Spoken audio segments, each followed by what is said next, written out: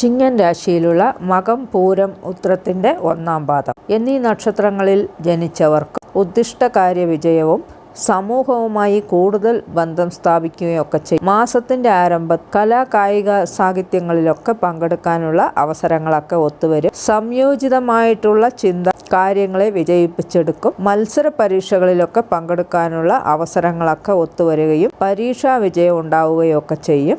ദൈവാനുഗ്രഹമുള്ളൊരു മാസം തന്നെയാണ്. പിതാവിൻ്റെയും പൂർവികരുടെയും അനുഗ്രഹമൊക്കെ ഉണ്ടാകും. ദീർഘദൂര യാത്രയ്ക്കുള്ള യോഗമൊക്കെ കാണുന്നുണ്ട്. കുടുംബത്തിൽ വാക്ക് തർക്കങ്ങൾ, പ്രശ്നങ്ങളൊക്കെ ഉണ്ടാകാനുള്ള യോഗം കൂടി കാണുന്നുണ്ട്.